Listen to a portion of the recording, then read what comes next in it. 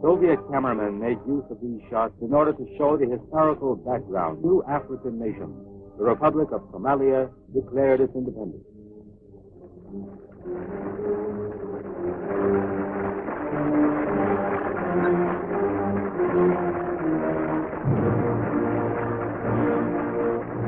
The struggle for freedom, which had continued another 40 years, finally ended in victory.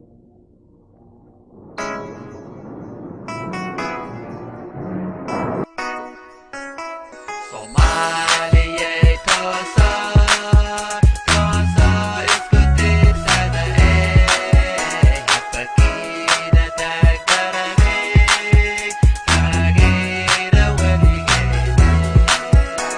Somaliyey, tosooy, tosooy, iskuti sana hapakina tagdarame, kagira weligene.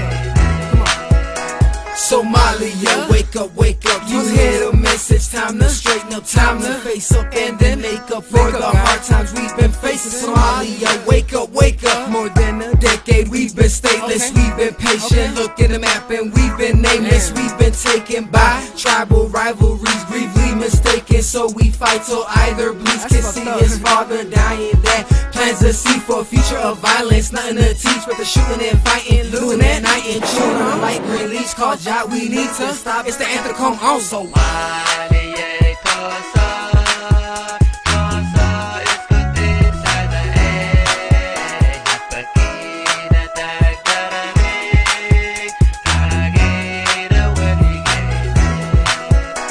Somaliyey, tosooy, tosooy, iskuti sana hapakina tagdarame, kagira weligene. Somali population, a beautiful race descended from Arabs and North Africans, were quick to turn this aid into progress, for although mostly nomadic, they were good at business and adapting to new ways.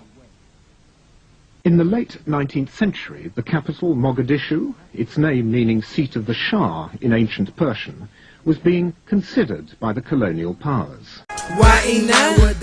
Somali is stagnant. If you're nobody, please, man, no good at that, man. Don't you understand, man? Love thy brother like your mother. Keep your hatred undercover. We can make it like I said on the other track. Repeat myself. Now I'm going back to Africa, where my people be at. We at Hammer, my nigga. Blue flag on the pole with the star in the middle. Soon, Weller, my we. Come on, you can pick your style. We in Somalia.